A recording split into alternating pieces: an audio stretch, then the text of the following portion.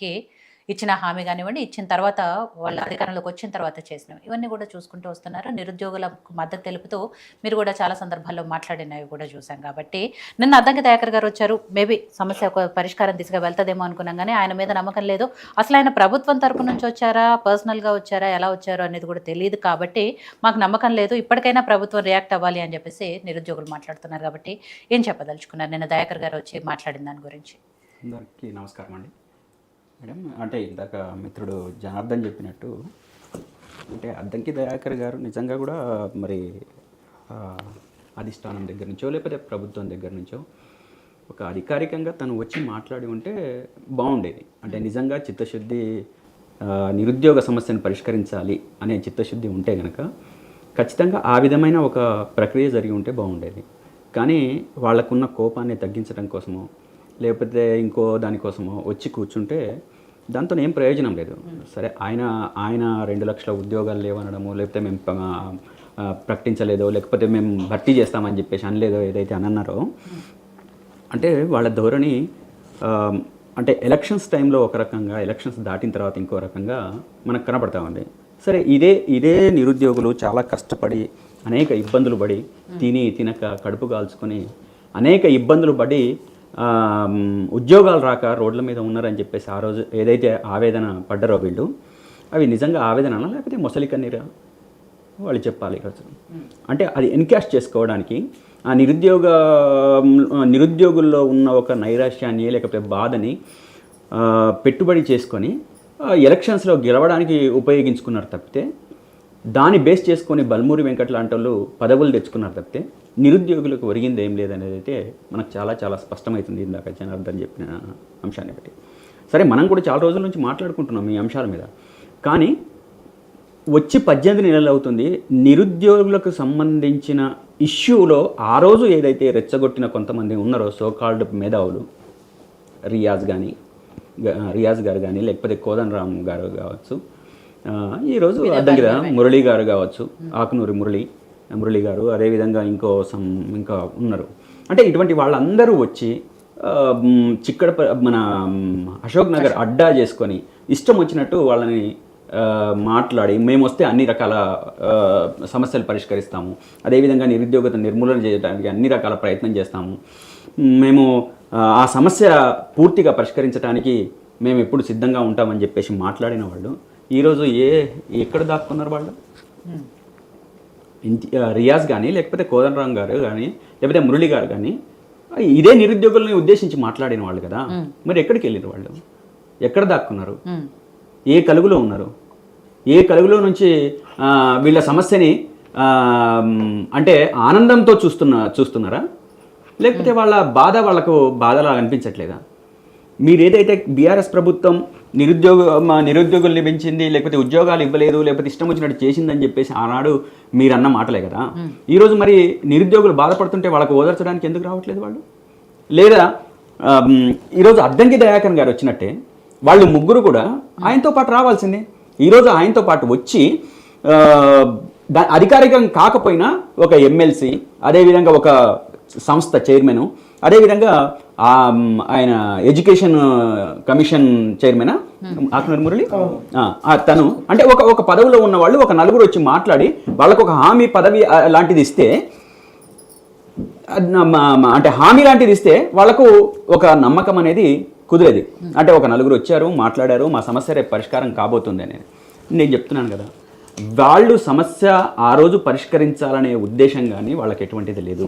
ఉన్న సమస్యని పెంచి బీఆర్ఎస్ ప్రభుత్వం మీద విపరీతమైన కోపాన్ని పెంచి కాంగ్రెస్ పార్టీ అధికారంలో రావడానికి మాత్రమే ప్రయత్నం చేసింది తప్ప నిరుద్యోగ సమస్యని నిర్మూలించడానికి వాళ్ళు ఎటువంటి ప్రయత్నం చెయ్యరు అనేది ఆనాడే మనకు తెలుసు. ఎందుకంటే ఉద్యోగాలు ఏ విధంగా వస్తాయో వాళ్ళకి తెలియదు. ఏ దాంట్లో ఎన్ని ఖాళీలు ఉన్నాయో ఈ ఖాళీని భర్తీ చేయడానికి ఎటువంటి ప్రక్రియను మేము చేయాలనో అనేది కూడా కాంగ్రెస్ పార్టీకి తెలియదు. ఈరోజు కుర్చీలలో కూర్చొని, పదవులలో కూర్చొని వాళ్ళు రాజభోగాలు అనుభవిస్తున్నారు తప్ప నిరుద్యోగులకు కావాల్సిన సమస్యని మాత్రం పరిష్కరించడానికి వాళ్ళు సిద్ధంగా లేరు అనేది మనకు స్పష్టంగా కనబడతా ఉంది. ఈరోజు నిరుద్యోగులు ఎంత ఆవేదన పొందినా, ఏం చేసినా, ఆనాడు బీఆర్ఎస్ ప్రభుత్వం 60,000 ఉద్యోగాల నోటిఫికేషన్స్ ఇచ్చింది. అదేవిధంగా అన్ని ప్రక్రియలు పూర్తి చేసింది.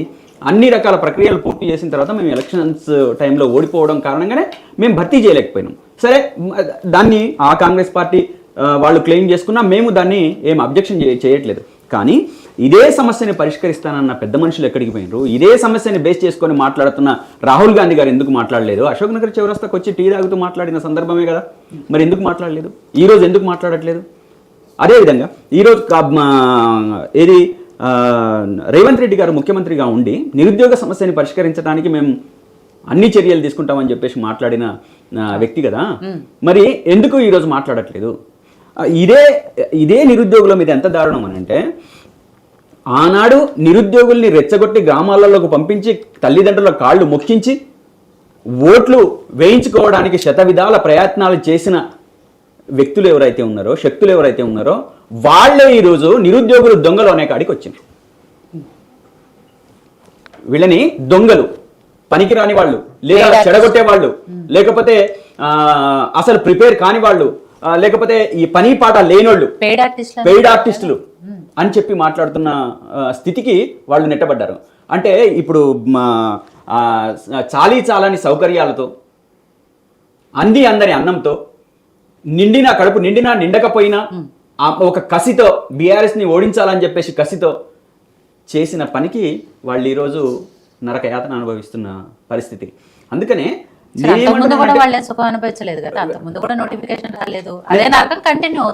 నేనేమంటున్నానంటే, ఆ 60,000 ఉద్యోగాల తర్వాత మీ పోరాటమే కావచ్చు, మీ డిమాండే కావచ్చు, మా ప్రభుత్వం ఆ రోజు 60,000 ఉద్యోగాలు వేసింది. ఆ వేసిన దాన్ని మీరు భర్తీ చేసిండ్రు. భర్తీ చేయటమే కాదు, 60,000 అంటే ఇంకా 140,000 పోస్టుల్ని వేయాల్సిన బాధ్యత వాళ్ళ మీద లేదా?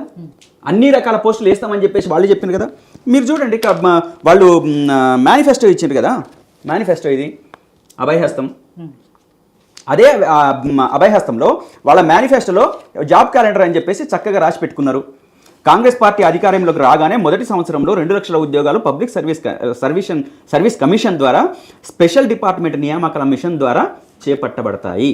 దరఖాస్తులు ఎవరు ₹1 ఫీజు కూడా కట్టాల్సిన అవసరం లేదు అని చెప్పి ఒక చాంతాడంత లిస్టు రాసినారు.